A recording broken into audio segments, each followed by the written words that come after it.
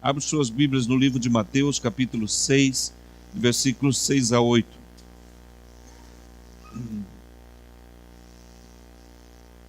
Mateus, capítulo 6, versículos 6 a 8. Quero ministrar nessa noite. Paula, se puder pôr o tema ali, por favor.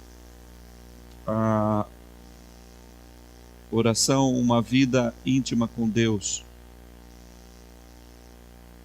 E também, se puder pôr aquela frase que nós usamos no nosso banner, Paula. Qualquer coisa o Almir te ajuda aí. Amém.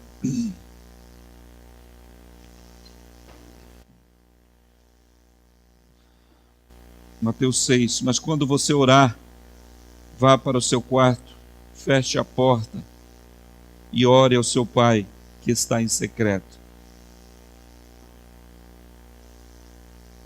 Então seu Pai que vê em secreto o recompensará. E quando orarem, não fiquem sempre repetindo as mesmas coisas, como fazem os pagãos. Eles pensam que por muito falar serão ouvidos. Não sejam iguais a eles, porque o seu Pai sabe do que você precisa, antes mesmo de o pedir. Amém? Palavra do Senhor. Amém. Pai, dá-nos discernimento, dá-nos entendimento da Tua palavra, da Tua verdade nessa noite, que ela seja libertadora, que ela seja uma palavra de ensino, uma palavra rema para nossas vidas, que nós possamos sair daqui, Deus, com discernimento muito forte em nossas vidas sobre a Tua verdade. Assim oramos no poder da graça de Jesus. Amém. Amém. Quem lembra o tema que eu ministrei semana? As crianças. É verdade. Eu falei que não ia esquecer, mas eu esqueci. Eu acho que eles querem ficar no culto.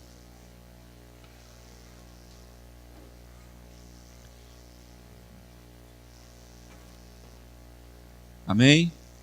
Deus, nós abençoamos essas crianças, abençoamos o ministério, abençoamos os professores.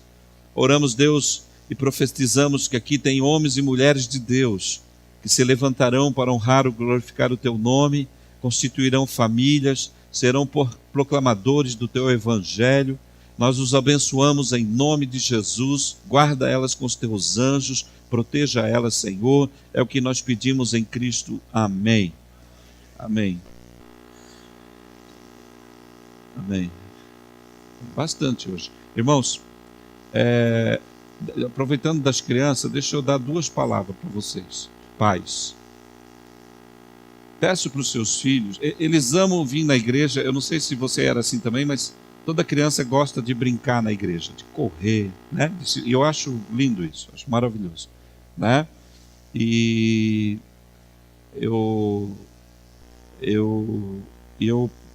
mas eu queria pedir para vocês orientarem os seus filhos. Por quê? Semana passada eles estavam correndo, empurrando as mesas, né? Essa nossa rua é muito perigosa, e criança, quando está com três correndo atrás dela, ela não tem parada. Amém? Então, assim, a nossa rua é muito perigosa, né? E às vezes vão brincando, perde a noção das divisas, né? Então, assim, orienta seus filhos, ou se você puder ficar de olho neles, né? Para que eles não extrapolem. Nós não queremos que as crianças corram em cima do altar. Por quê? Tem muita coisa aqui, tem muito fio, né? Então não é um ambiente para elas estarem, porque pode cair, pode se machucar, né? Pode derrubar um instrumento em cima delas. Então oriente seus filhos sobre isso. Amém? Vocês têm essa missão de poder orientar seus filhos. Amém. Se você não conseguir, eu posso conversar com eles depois. Amém? Antes que você diga assim, senão o pastor vai brigar com você. Tem pais que ficam falando assim, a criança olha para mim e me vê como um monstro. Né? Esse cara aí é bravo. Amados, a oração é uma vida íntima com Deus. Esse mês nós estaremos ministrando sobre oração. O nosso tema está dentro desse âmbito. Quem lembra o que eu ministrei semana passada? Sabe o tema? Alguém? Não pode ler. Amém. Fala. Como é que é? De novo.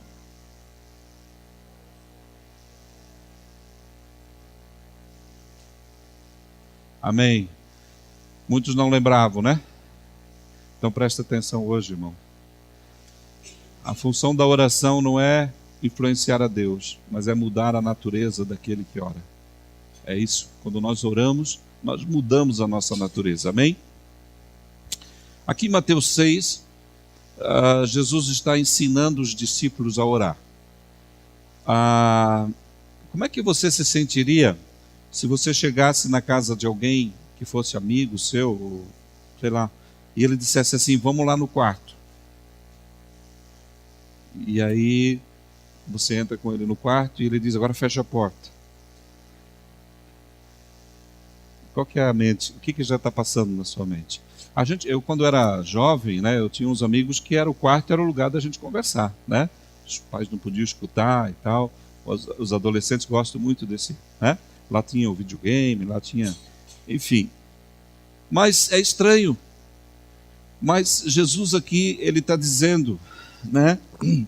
Quando você quer ter um momento de intimidade com Deus, ele diz: vá para o seu quarto, feche a porta e ore ao seu Pai. Ele está convidando e dizendo que intimidade, o quarto é um bom lugar para isto. É no quarto, no momento de reclusão, que nos despimos de nós mesmos. É o ambiente da nudez. É no escuro que nos escondemos. É no quarto que nós nos escondemos dos nossos conflitos e ficamos a pensar neles. É no quarto que passamos, às vezes, noites em que não dormimos e, às vezes, nos sentimos solitários, sozinhos. Quando os nossos pensamentos nos aceleram quanto às dificuldades e os desafios da vida. É no quarto que ficamos quando não temos vontade de acordar para a vida, quando a luz chega como um despertar, nos convidando para mais um dia. É no quarto que ficamos, que nos arrumamos e ficamos prontos para um dia de festa ou para uma festa. É o espelho que nos revela quando nos vemos e achamos que não estamos bem vestidos ou bonito o suficiente, preocupados com quem vai nos encontrar e nos olhar com um olhar crítico. É interessante nós observarmos que o quarto é um ambiente muito íntimo de cada um de nós. É um ambiente pessoal de cada um de nós. Jesus nos ensina que Deus nos convida para este ambiente do quarto, para estar com o Pai. Irmãos, é comum acharmos que quando vamos ao culto, nós vamos encontrar Deus. Se alguém lhe perguntar: por que você vai à igreja? O que você responderia? O que você responderia se alguém lhe perguntasse: por que você vai à igreja? Qual o motivo de você ir à igreja? Você conseguiria responder isso para alguém que está ao seu lado? Por que você vai à igreja? Qual o motivo? Fale para alguém do seu lado. Por que você veio aqui hoje?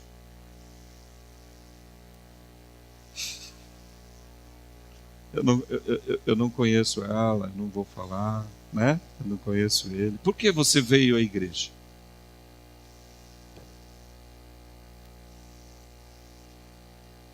Nós dizemos: vamos falar com Deus, vamos adorar a Deus. Na verdade, ir ao culto é o ambiente do ajuntamento de pessoas que têm o mesmo propósito e interesse de vida ou de fé. A igreja é o lugar do ensino, do partilhar, do servir, do dar, do ofertar. É o lugar dos conflitos e tantos outros motivos. A igreja é um ambiente onde nós, às vezes, nos escondemos através da nossa fé.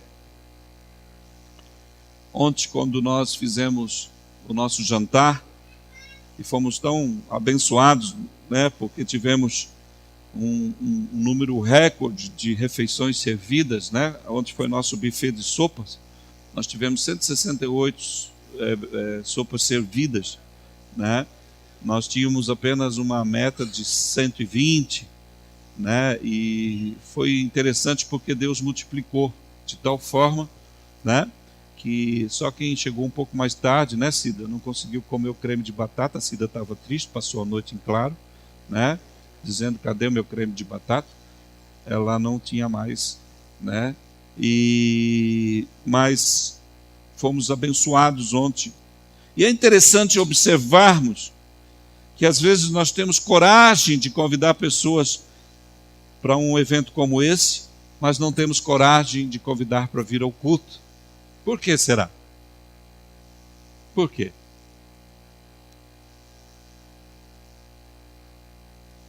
Algumas pessoas dizem assim: ah, pastor, o senhor devia ter evangelizado, né? O senhor devia ter feito algumas coisas ali. Irmãos, eu sempre gosto de pensar que às vezes o melhor do que palavras são atitudes. Eu fui em vários jantares já de igrejas em que nós entramos calados e saímos mudos. Eu fui em vários lugares de igreja em que as pessoas, parece que você estava atrapalhando, e um negócio ruim pra caramba, mal feito, mal servido. Eu fui em vários almoços e eu sempre disse para o meu pessoal: nós temos que fazer algo com muita qualidade e sermos receptivos, amáveis, que as pessoas possam perceber nas nossas atitudes, naquilo que nós fazemos, que Jesus é nosso Senhor. Amém? É nesse ambiente que as pessoas se sentem, né? Pessoas não queriam ir embora, ficaram aqui horas sentadas, né? Conversando, e compartilharam desse ambiente gostoso. Mas é interessante pensarmos que às vezes nós temos dificuldades de convidar uma pessoa. Por quê? Porque nós encontramos barreiras doutrinárias. Nós encontramos pessoas com sua filosofia de fé. Nós encontramos pessoas com tantos outros motivos que nós vivemos em nosso dia, onde a igreja tem sido denegrida, onde a igreja tem sido colocada, onde os pastores têm envergonhado o nome do Senhor. É interessante porque às vezes nós não conseguimos. E esses ambientes e esses eventos são lugares propícios para que as pessoas nos conheçam, para que as pessoas estejam ali num ambiente gostoso. Algumas pessoas disseram ontem: ah, uma boa cerveja, né? Mas, na verdade, eles disseram: não, mas aqui é uma igreja.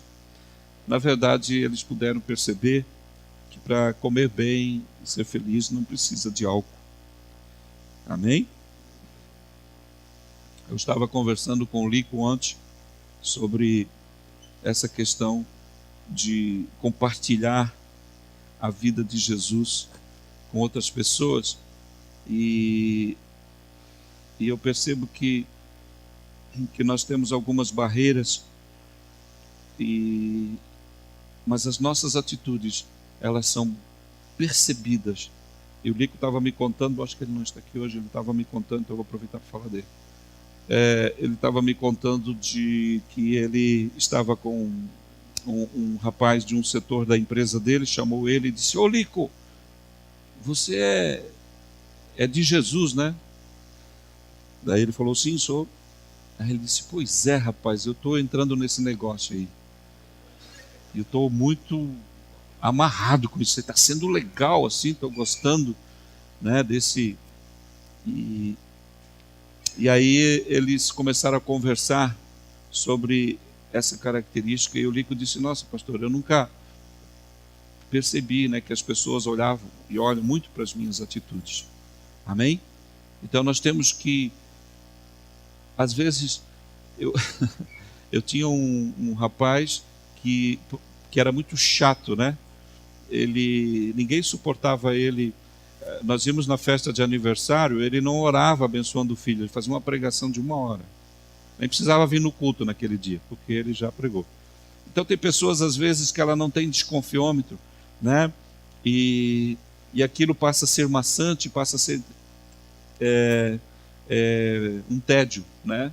Então, eu queria reforçar a vocês que as suas atitudes possam falar mais forte do que as suas palavras. Amém?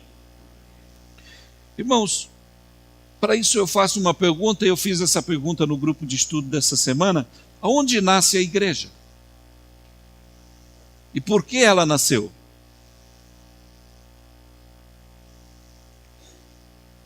Você já parou para pensar? Aonde nasce a igreja? E por que ela nasceu? A igreja, na minha interpretação, ela nasce na conversão de uma pessoa.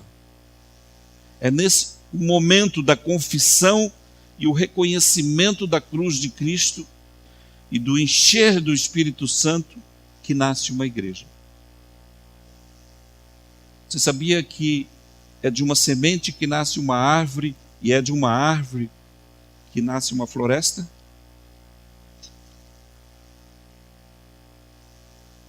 Por isso, irmãos, nós estamos há 2 anos ensinando sobre a paternidade de Deus. Para nascer um pai, precisa nascer um filho. Queria que você repetisse isso para alguém. Para nascer um pai, precisa nascer um filho. Para que Deus seja pai, você precisa ser filho. Amém? Nós falamos esse ano, estamos falando sobre o sacerdócio e a igreja relevante. Por isso temos esta frase que nós... Não é essa frase aí, essa é da semana passada, mas eu vou falar a frase aqui. O lugar de adoração perdeu sua ênfase geográfica e ganhou sentido existencial. O templo sou eu, o lugar do culto é meu ser e a liturgia é a minha vida vivida em Cristo. Eu queria que você repetisse isso comigo. O lugar de adoração perdeu sua ênfase geográfica, ganhou sentido existencial. O templo sou eu, o lugar do culto é o meu ser e a liturgia é a vida vivida em Cristo. Amém? Se nós pudéssemos observar, se nós pudéssemos perceber o quanto que isto é verdade nas nossas vidas. Nós somos bons para desenvolvermos uma vida religiosa, uma oração mecânica, sem intimidade, como o próprio Cristo diz aqui, não fique sempre repetindo as mesmas coisas, como fazem os pagãos, aqueles que não creem, aqueles que não têm intimidade com o Senhor. Para ter intimidade com Deus, eu preciso deixar a religiosidade. E aonde está Deus quando eu oro? Deus está dentro de cada um de nós. Jesus entrega a sua vida pelo meu e pelos seus pecados. Quando nós aceitamos a sua morte de cruz, nós recebemos o perdão de nossos pecados, nós recebemos a salvação, mas nós não viemos para uma igreja sentar num banco e esperar morrer para ir para a eternidade. Nós viemos para uma igreja, nós aceitamos Jesus para termos uma vida transformada, para sermos uma nova criatura. 1 João 9 diz: se confessarmos os nossos pecados, Ele é fiel e justo para nos perdoar e nos purificar de toda injustiça. E após a morte e ressurreição de Jesus, o Espírito Santo veio sobre a terra. Ele diz: todavia digo-vos a verdade, que vos convém que eu vá. Porque se eu não for, o Consolador não virá a vós, mas quando eu for, vou-lo enviarei.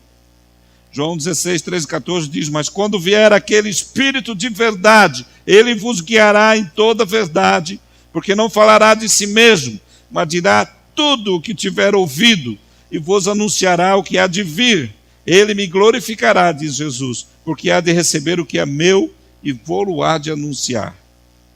Aonde o Espírito Santo veio habitar? Vamos abrir em Hebreus capítulo 3, versículo 3 a 6. Hebreus capítulo 3. Se você não está achando, escute o que eu vou ler. Jesus foi considerado digno de maior glória do que Moisés. Da mesma forma que o construtor de uma casa tem mais honra do que a própria casa, pois toda casa é construída por alguém, mas Deus é o edificador de tudo. Moisés foi fiel como servo em toda a casa de Deus, dando testemunho do que haveria de ser dito no futuro. Mas Cristo é fiel como filho sobre a casa de Deus. E esta casa somos nós. Eu queria que você repetisse: esta casa sou eu. Se é que nos apegamos firmemente à confiança e à esperança da qual nos gloriamos. A igreja é você. A igreja é você. É em você que Deus decidiu habitar. Quando você aceita Jesus como Senhor e Salvador, você se torna a igreja de Cristo. Quando nós fecharmos esse ambiente e formos embora, a igreja não fica aqui, ela vai ser espalhada por esta semana em vários lugares. Foi isso que Jesus falou a Simão quando disse a ele: necessário vos é nascer de novo, em espírito e em verdade, em João 3:1. Foi isso que Jesus falou à mulher samaritana em João 4, quando ela perguntou aonde nós devemos adorar, no monte ou em Jerusalém. Mas Jesus diz em João 4:23, mas a hora vem e agora é em que os verdadeiros adoradores adorarão o Pai em espírito e em verdade, porque o Pai procura a tais que assim o adorem. Precisamos compreender que somos a igreja. O nível de intimidade que Deus tem com seus filhos está nesse ambiente da sua vida, está nesse ambiente da sua mente, do seu coração, da sua alma, aonde o seu espírito recebe vida. E você precisa cuidar desse ambiente, você precisa cuidar desse lugar, você precisa não entristecer o espírito para que ele não se apague, mas você precisa estar alimentando o seu espírito. Eu sempre gosto de dizer, queridos, aquilo que vence na sua vida é aquilo que você mais alimenta. Se você alimenta a sua carne prevalecerá. Se você alimenta o seu espírito prevalecerá. É aquilo que você mais alimenta na sua vida. Tem coisas que só vão morrer na sua vida se você deixar de alimentar.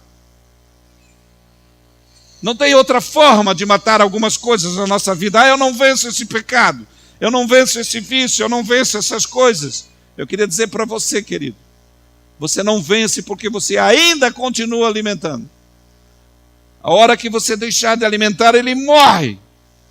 Porque não terá mais água, não terá mais alimento, não terá mais como subsistir.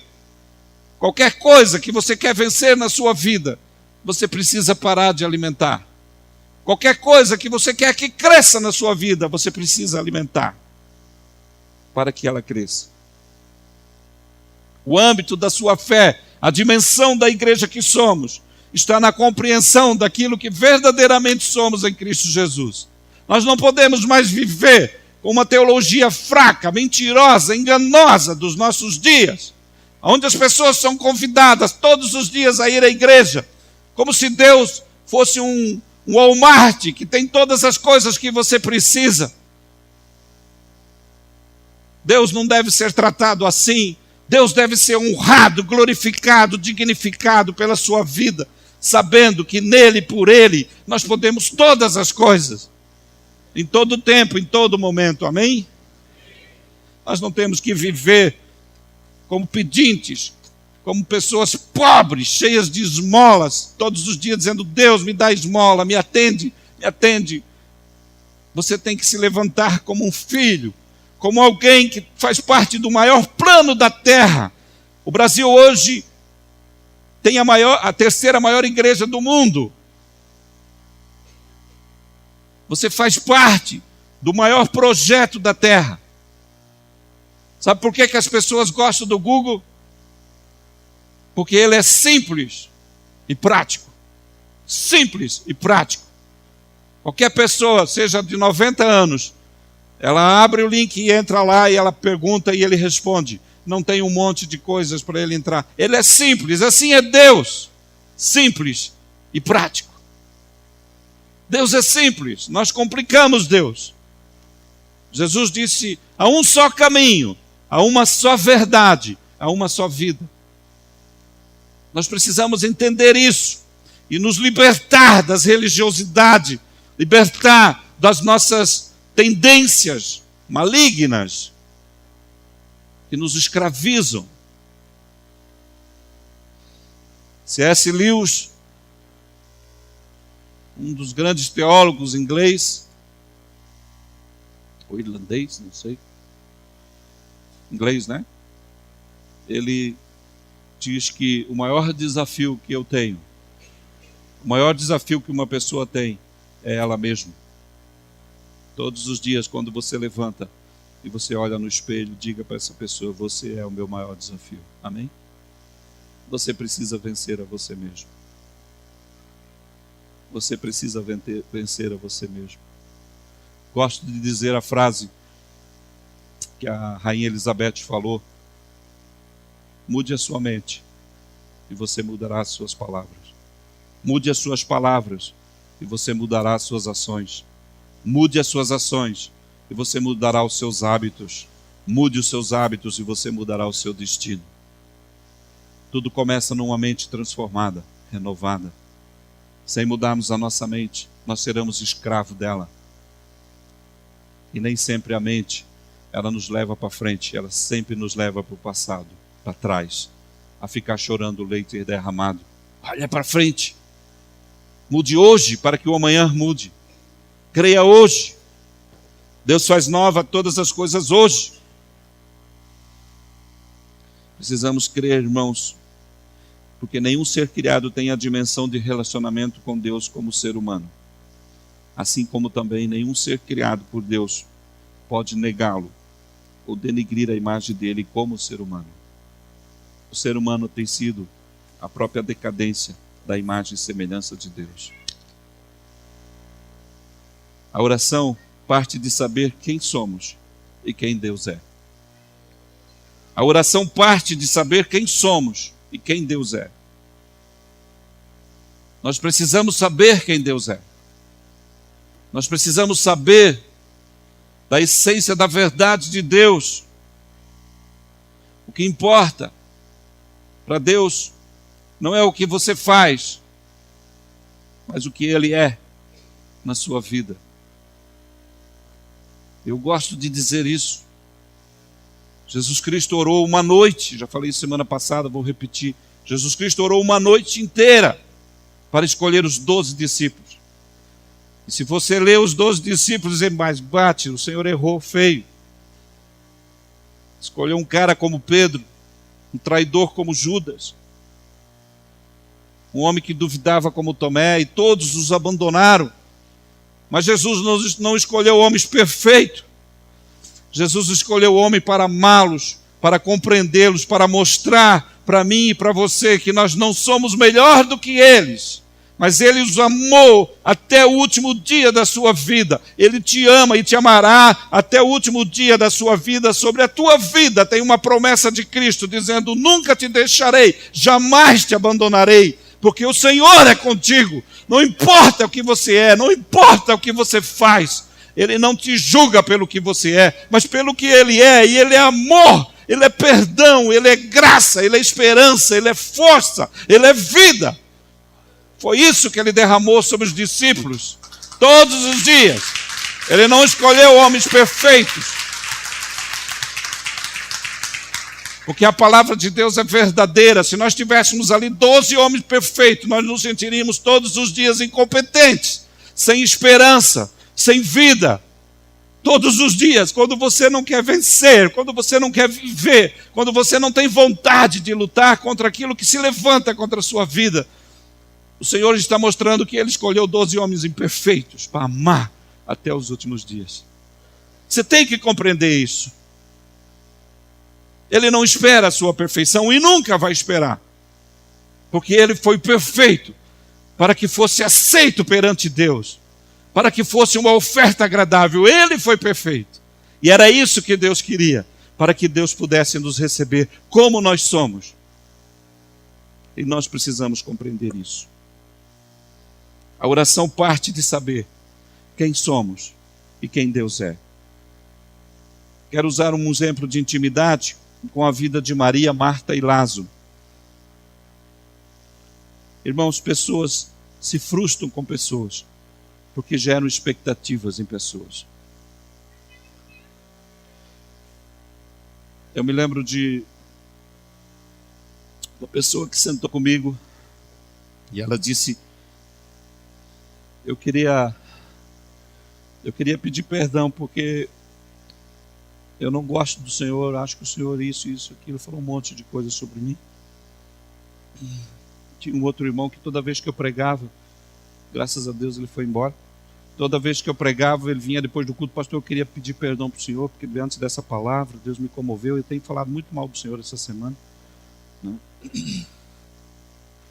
E eu tenho pensado, irmãos, quantas vezes eu frustrei pessoas porque elas geraram expectativas em mim. Eu vou frustrar muitas pessoas. Não gere expectativa em homens. Não gere. Eu frustrei muitas pessoas e frustrarei porque eu não sou perfeito. Eu nunca poderei atender às suas necessidades. Eu atendi um casal que estava querendo voltar para a igreja e aí eles colocaram para mim algumas coisas que eles estavam fazendo.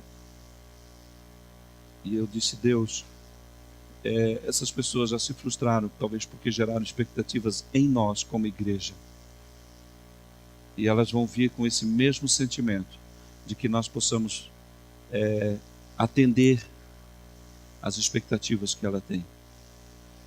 Eu queria dizer para você, irmãos, você que são de outras igrejas,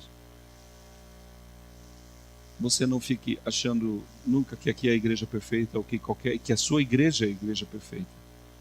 Se ela for, saia de lá, porque senão você vai estragar. Não existe a igreja perfeita. Nós temos que parar de gerar expectativa em pessoas. Nós temos que parar de gerar expectativas em pessoas. Às vezes nós carregamos como pastores um peso sobre os nossos ombros porque as pessoas esperam de nós aquilo que nós nem sabemos que elas estão esperando. E nós temos que cuidar, porque às vezes nós estamos alimentando o nosso coração e isso faz com que nós justifiquemos as nossas derrotas e as nossas indas e vindas, porque nós vamos sempre justificando: fulano, você tem expectativa com a sua esposa, você tem expectativa com o seu esposo, mas você nunca falou para ele. É como aquele casal que no fim da vida, né, ela disse assim: quer comer a primeira parte do pão, né? Como é que chama ali? Não, o pãozinho, o pão caseiro, assim, quando a casca, né? A casca. Ela disse assim, depois de 50 anos de casado, ela disse: quer comer hoje a casquinha do pão? Ele disse: eu sempre gostei da casquinha, mas eu achei que você gostava, então eu nunca pedi. 50 anos, irmão, ele não comeu a casquinha do pão. Às vezes, irmãos, nós nunca falamos o que nós esperamos, o que nós gostamos. Eu sempre gosto de dizer, eu amo, se você quiser me convidar para comer, eu sou bem simples. Um arroz com feijão e bolinho de carne.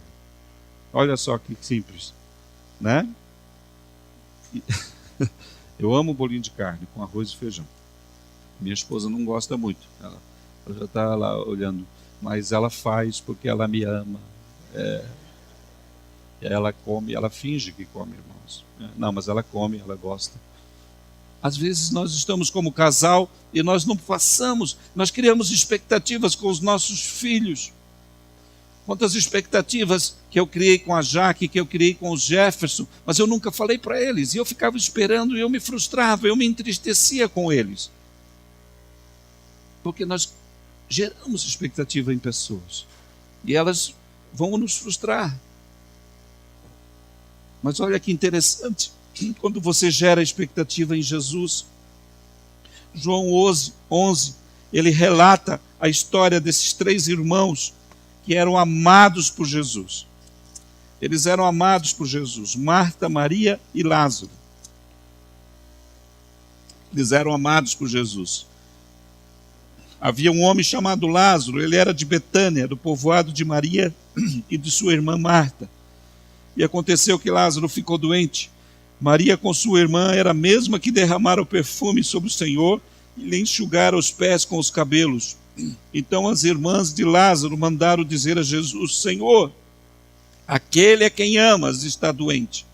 Ao ouvir isso, Jesus disse: essa doença não acabará em morte, é para a glória de Deus, para que o Filho de Deus seja glorificado por meio dela. Jesus amava Marta, a irmã dela, e Lázaro.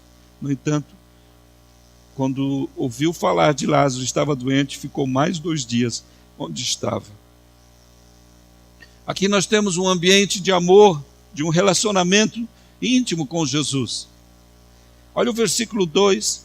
Maria, a sua irmã, era a mesma que derramara perfume sobre o Senhor e lhe enxugara os pés com o cabelo. Que gesto de amor! Que gesto de amor! Lázaro, aquele que tu amas, versículo 3, né? Eles mandaram dizer a Jesus: Senhor, aquele a quem amas está doente. Hoje nós intercedemos, certo? Você intercedeu por alguém aqui hoje que está doente? Você já pensou em dizer assim: Senhor, aquele que tu amas está doente? Não, você não entendeu. Senhor, aquele que tu amas está doente. Mas será que Jesus ama aquela pessoa? Ou você não o ama tanto assim? Qual é a dimensão de amor que você tem por essa pessoa que você intercedeu hoje por enfermidade?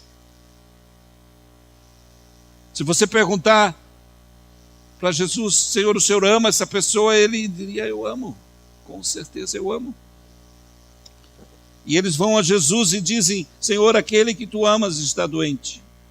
Aí o versículo 5 diz assim: Jesus amava Marta, a irmã de Lázaro, a irmã dela e Lázaro. Ele amava. E aí ele morre.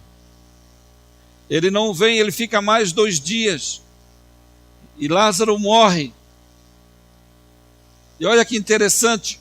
E aí Jesus vem, e os discípulos falaram: mas ele já morreu e o corpo já deve estar cheirando. Aí Jesus vem, e quando Jesus chega, eles estão chorando. E aí o que Jesus faz? Ele chora. Ele chora. Ele chora. Mas Jesus, o Senhor vai ressuscitar o cara e o Senhor está chorando. Ele chora porque ele se comove com a dor deles.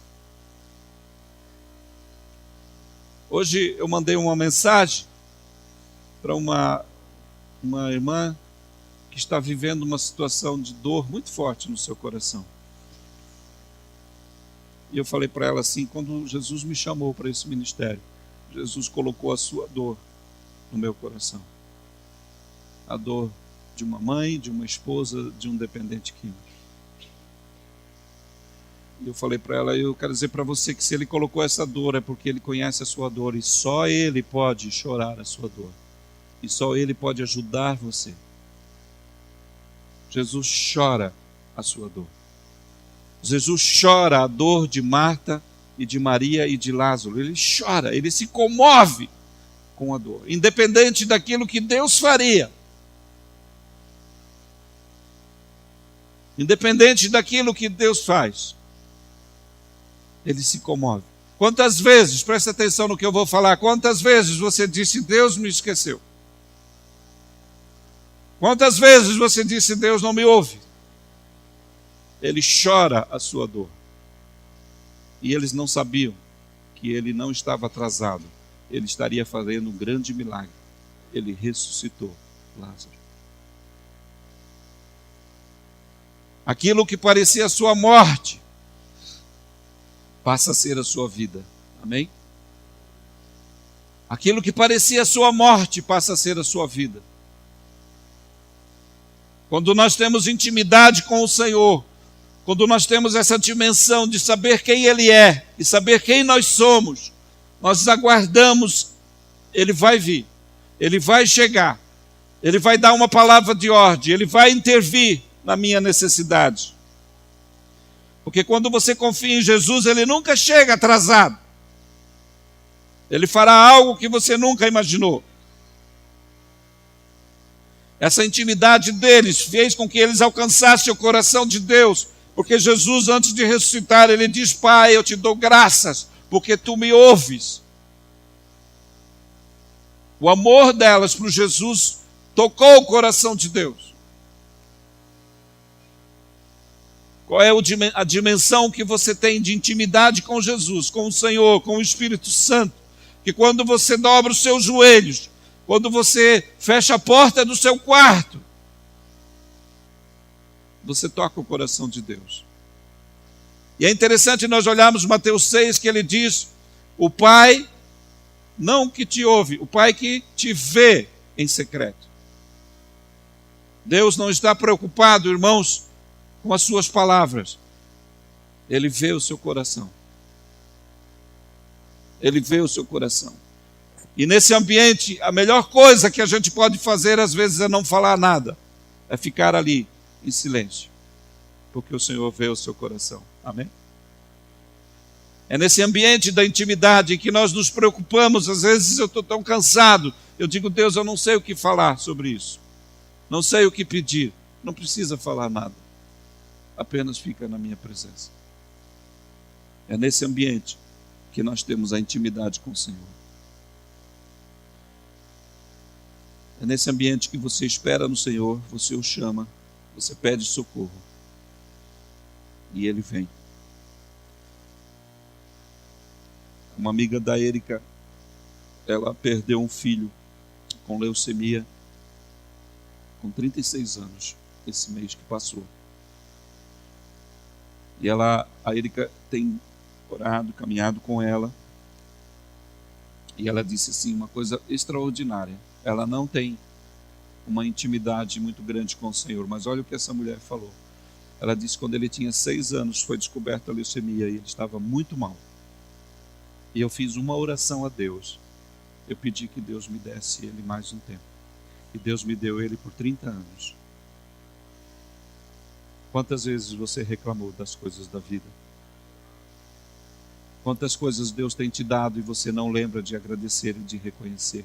Porque falta intimidade com Deus, irmãos. Porque nós só reclamamos, nós só pedimos, nós não vemos o que Deus está fazendo. Vocês estão entendendo? Quantas vezes uma mulher como essa, que podia estar arrasada, arrebentada, ela disse: Érica, eu louvo a Deus porque Deus me deixou ele com nós mais 30 anos. A morte não é o fim para quem crê na intimidade, na eternidade. Amém? Nós precisamos dimensionar a presença de Deus nas coisas que somos. Semana passada eu disse, às vezes é necessário que você se perca para que você se ache, se encontre. Amém? Às vezes é necessário. Às vezes é necessário, irmãos, que a gente perceba aquilo que a gente está buscando, aquilo que a gente está pedindo, Deus está pronto a nos dar e nos entregar.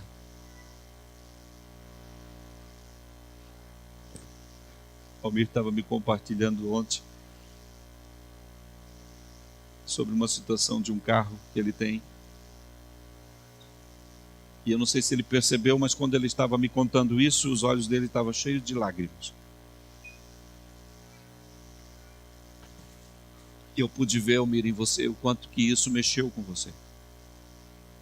E ele estava lidando com um despachante já há muito tempo, e nós estávamos orando com ele sobre essa situação. E ele tentava falar, e o cara não resolvia a situação do documento. E aí ele passou essa semana na frente da loja, e ele disse assim, não vou parar, né? Vou só abençoar. Para abençoar ele.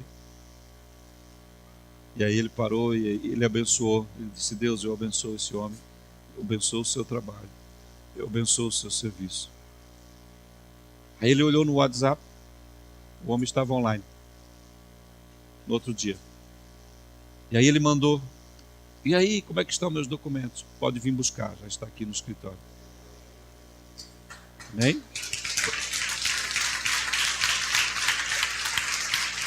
Vocês estão entendendo? Vocês estão entendendo? Às vezes nós mais reclamamos do que agradecemos ou abençoamos.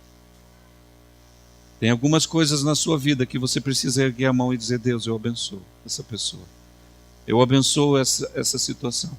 A intimidade com Deus nos leva a esse ambiente. De irmos contra a realidade do ódio. De irmos contra a realidade daquilo que está dentro do nosso coração. Essa é a essência de uma vida em Cristo. E aí nós experimentamos os milagres. Os milagres que se manifestam. Deus, Ele está esperando de nós essa intimidade. Essa intimidade está em você. Deus mora em você. Deus habita em você. Amém?